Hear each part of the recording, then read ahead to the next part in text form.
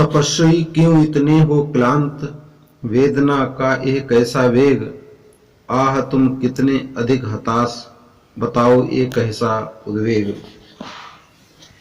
श्रद्धा मन को संबोधित करती हुई कहती है कि हे तपस्वी, तुम्हें देखकर मेरी यह समझ में नहीं आता है कि तुम इतने अधिक क्लांत माने थके हुए, उदास और मुरझाए हुए चेहरे वाले क्यों हो। तुम्हारे मन में ये वेदना इतनी तीव्र क्यों है, वेदना का ये ऐसा वेग कि तुम्हारे मन में ये वेदना या पीड़ा की इतनी तीव्रता क्यों है, ये मेरी समझ में नहीं आता है। ओह तुम कितने अधिक हताश, बताओ एक ऐसा उद्वेग, और तुम अपने जीवन से इतने अधिक निराश क्यों हो, जबकि तुम सब प्रकार से एक सक्षम, एक दृढ़ विचार वाले पुरुष हो। आप मुझे समझाएं कि आपके मन में ये क्षोभ अथवा चिंता क्यों है। उद्वेग शब्द प्रयोग किया है यहाँ पर, एक जगह आया वेग और एक जगह आया उद्वेग। तो वेग माने जानते हैं आप तीव्रता होता है, और उद्वेग माने होता है क्षोभ अथवा चिंता कि तुम इतने अधिक थके हुए, दुखी, मुरझाए हुए क्यों हो, और तुम्हारे मन में ये वेदना का, पीड़ा का इतना वेग क्यों है, अर्थात इनकी तीव्रता क्यों है, और तुम इतने अधिक जीवन से निराश क्यों हो, और तुम्हारी क्षोभ अथवा चिंता का कारण क्या है। आगे वह समझाते हुए कहती है कि दुख की पिछली रजनी बीच विकसता सुख का नवल प्रभात, एक पर्दा यह झीना नील छिपाए है जिसमें सुखगात। कि आगे वो कहती है कि जिस प्रकार से हर अंधेरी रात के बाद प्रातः का सुखद सूर्योदय होता है, सुख का संचार करने वाला प्रातः काल एक नई सुबह लेकर के आता है, का उसी प्रकार से हमारे जीवन में भी हर दुख के बाद सुख का आना अनिवार्य है। अर्थात वो कहती, हे तपस्वी, आपने अपने विगत जीवन में कितने ही कष्ट उठाए, दुख की पिछली काली रात के बीच ही सुख का एक नया सवेरा विकसित हुआ करता है, और वह आपने जीवन में जो दुख सहन किए हैं, अब आपका समय है कि आप सुख का भोग करें। बीती हुई रात के झीने नीले धुंधलके के समान बीते हुए दुख की अनुभूति सुख के बीच पर्दा बनी हुई है।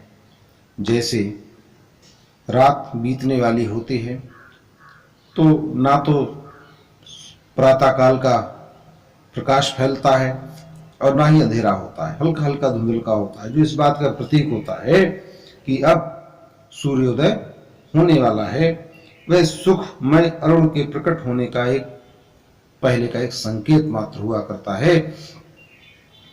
जिसे तुम समझे हो अभिशाप, जगत की ज्वालाओं का मूल, ईश का वह रहस्य वरदान, कभी मत जाओ इसको भूल।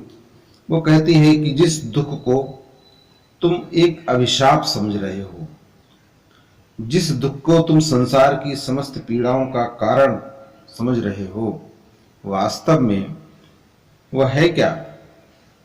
वह ईश्वर का एक रहस्यमय वरदान है। जिसे तुम समझे हो अभिशाप, जगत की ज्वालाओं का मूल, मूल माने होता है जड़ या स्रोत या कारण, और ज्वाला माने होता है कष्ट, दुख, पीड़ा।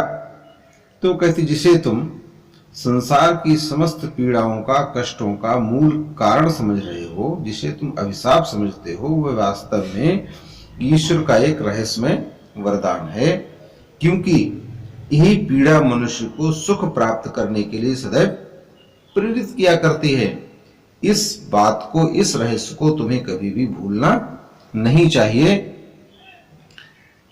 दुख जो है मनुष्य को सुख प्राप्ति की प्रेरणा देता है, और ये उसकी प्राकृतिक परिवर्तन से ही ये संभव हुआ करता है।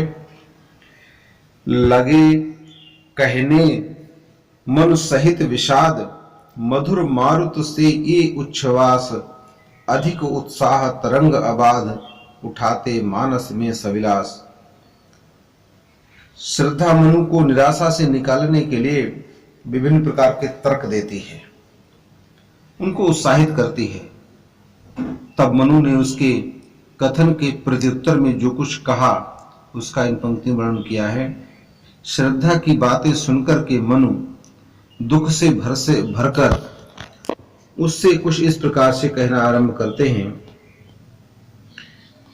मधुर मारुत से उच्छ्वास, मधुर और मारुत माने होता है हवा।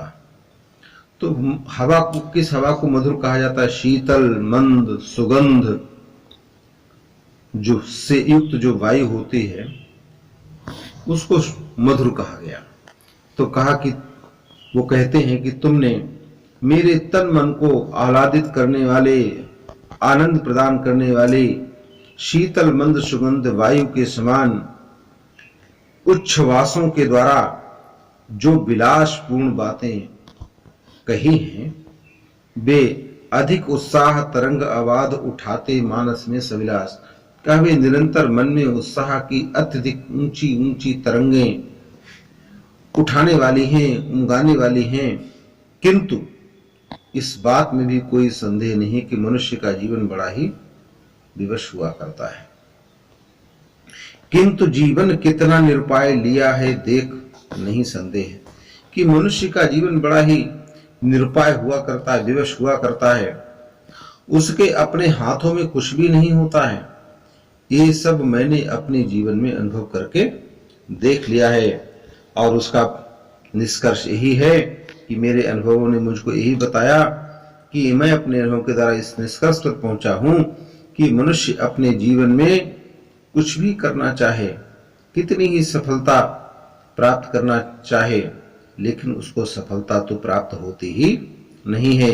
निराशा है जिसका परिणाम, उसके हाथ में यदि कुछ आता है तो वो केवल निराशा ही होती है। सफलता का वह कल्पित गेय है, वह सफलता तो कल्पनाओं में ही प्राप्त किया करता है, अर्थात वह सफलता की निरंतर कल्पनाएं करता रहता है और अंत में उसको प्राप्त होती है तो केवल निराशा।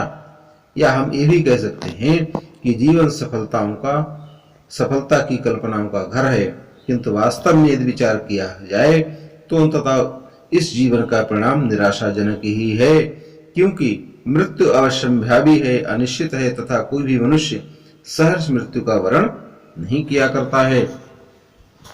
कहा आगंतुक ने सस्नेह, अरे तुम इतने हुए अधीर, हार बैठे जीवन का दांव जीतते मरकर जिसको वीर।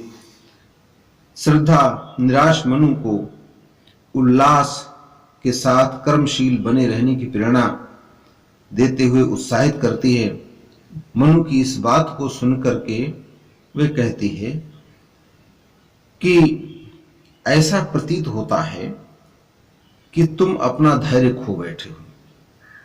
अरे तुम इतने हुए अधीर कि तुमने अपना धैर्य ही खो दिया है और तुम अपने जीवन में उस सफलता को प्राप्त करने के प्रति इतने अधिक निराशावान हो चुके हो जिसे कर्मशील एवं साहसी पुरुष अपने कठिन परिश्रम के आधार पर प्राप्त कर लिया करते हैं।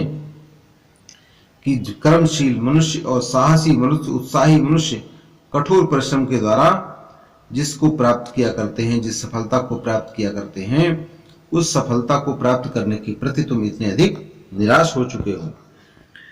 तप नहीं केवल जीवन सत्य, कर्म एह क्षणिक दीन अवसाद, तरल आकांक्षा से है भरा सो रहा आशा का आह्लाद। वह मनु को समझाती हुई कहती है, तपस्वी केवल तपस्या करना ही जीवन का परम सत्य नहीं है। दीनता करुणा के भावों से ओतप्रोत तुम्हारी ये मना स्थिति क्षणिक है, थोड़ी देर की। तुम्हारा जो मन जो है दीनता से, अवसाद, खिन्नता से, दुख से भरा हुआ है, करुणा से व्याप्त है। कहा ये कितने देर के लिए? कहा थोड़ी देर के लिए, क्षणिक है। वास्तव में जीवन क्या है कि जीवन तो प्रगति की अभिलाषाओं, आशाओं और प्रसन्नता से भरा पड़ा है। यानी जीवन में क्या है? तरल आकांक्षा से है भरा सो रहा आशा का आह्लाद, आह्लाद माने आनंद अथवा प्रसन्नता, कि जीवन जो है तमाम प्रकार की इच्छाओं से, आशाओं से, प्रसन्नताओं से भरा हुआ है। अतः तुम अपनी अभिलाषाओं एवं इच्छाओं को जगाइए तथा उत्साह पूर्वक जीवन व्यतीत करो, क्योंकि आगे में बहुत इंपॉर्टेंट बात उसने कही कि प्रकृति के यौवन का श्रृंगार करेंगे कभी न बासी फूल, मिलेंगे वे जाकर अतिशीघ्र, आह उत्सुक है उनकी धूल। यहां प्रसाद जी ने प्रकृति में प्राकृतिक छटा कभी बासी और मुरझाए हुए फूलों से नहीं होती है, इस बात को स्पष्ट किया है। कहा कि जैसे प्रकृति कहते हैं बड़ा सुंदर दृश्य है, तो सुंदर दृश्य कब होता है? जब प्रकृति हरे भरे पेड़ पौधों से युक्त हो, उन पर सुंदर सुंदर रंग बिरंगे सुगंधित फूल हों, तभी वो सुंदर लगा करते हैं। लेकिन वह अपना श्रृंगार कभी मुरझाए हुए, सूखे हुए फूलों से नहीं किया करते। अर्थात जब फूल सूख जाते हैं, मुरझा जाते हैं, तो प्रकृति की सुंदरता समाप्त हो जाया करती है।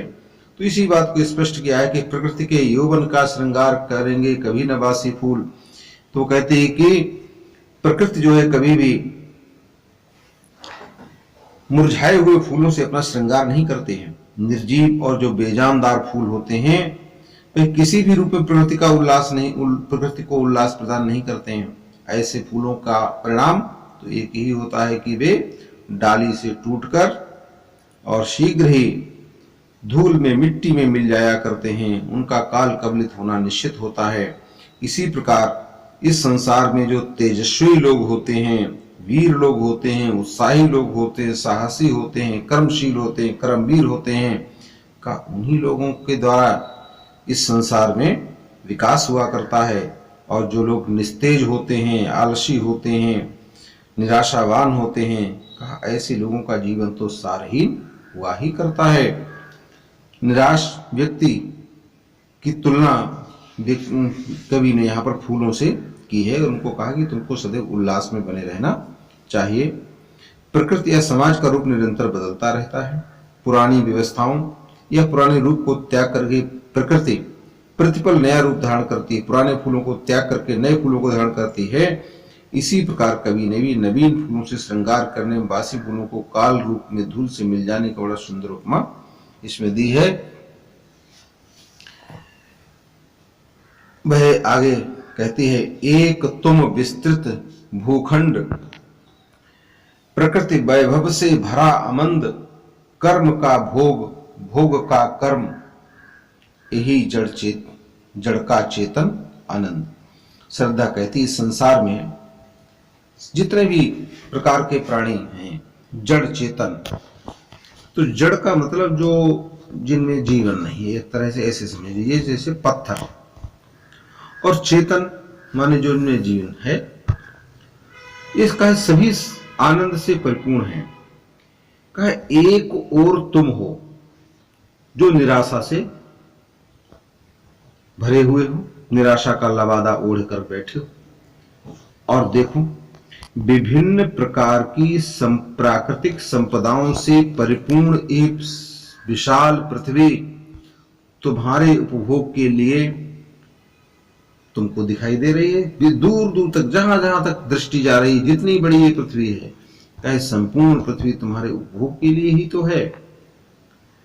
कि एक तुम, यानी एक तुम ऐसे हो जो निराशा से भरे हुए हो, कुछ भी करना नहीं चाहते, और तुम्हारे सामने एक विस्तृत भूखंड, जो विस्तृत रूप से विशाल पृथ्वी तुम्हारे सामने फैली दिखाई दे रही है।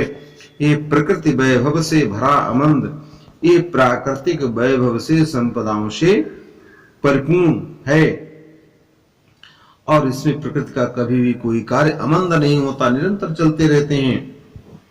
और इसमें तुमको करना है कि तुम अपने कठोर कर्म परिश्रम के द्वारा संपूर्ण पृथ्वी पर जितनी प्राकृतिक संपदाएं हैं उनका सबका उपभोग करो। हम इस जीवन में अपने पूर्व जन्मों से संचित पुण्य कर्मों के परिणाम स्वरूप इस धरती पर उपस्थित प्राकृतिक जो वैभव हैं उनका उपभोग किया करते हैं। कर्म का भोग यानी हम जो कुछ आज भोग रहे हैं वे हमारे पिछले किए हुए कर्मों का परिणाम है जिसको हम भोग रहे हैं। जैसे किसान खेती करता है तो उसने आज अपने खेत में गेहूं पैदा किया, फसल पक जाने के बाद वह उसको रख करके पूरे साल भर उसका भोग करता है, लेकिन आगे उसको फिर खाना है तो इसके लिए वो निरंतर कर्म भी करता है, क्योंकि उसे आगे भी उसका परिणाम भोगना है। उसे फिर गेहूं खाना है, उसे फिर चावल खाना है, तो उसके लिए वो दोबारा उसको खेतों को जोतता है, बोता है। तो का ठीक इसी तरह से कर्म का भोग, हमने जो अपने पूर्व जन्मों में जो कर्म किए हैं आज हम उनका ही भोग करते हैं, और आने वाला जो जन्म है उसके लिए हम निरंतर कर्म करते हैं। तो आगामी जन्मों को भोग के लिए इस जीवन में हमें उत्तम कर्म करना चाहिए, संचय करना चाहिए। हमारी पूर्ण भारतीय संस्कृति का यही संदेश भी है कि फल की चिंता नहीं करनी चाहिए। भगवान कृष्ण ने भी गीता में यही कहा कि कर्मण्येवाधिकारस्ते न फलेषु कदाचन, कि इस जीवन में कर्म करो, फल की चिंता ना करिए, निरंतर सत्कर्म करते रहना चाहिए। और यही प्रकृति भी सब कुछ कर रही है। प्रकृति भी जो आनंद का अनुभव कर रही है वो किस कारण से, कि वो निरंतर अपना कार्य करती है। इसीलिए तो सभी जड़ वृक्ष चेतन मनुष्य यानी जो जड़ पेड़ हैं, पौधे हैं, और इस पृथ्वी पर रहने वाले तमाम प्रकार के मनुष्य प्राणी अन्य अन्य, ये सभी बिना किसी स्वार्थ के फलते फूलते हुए आनंद का अनुभव करते हैं। यही तो जड़ प्रकृति का चेतन आनंद है। शेष अगले अध्याय में पढ़ेंगे।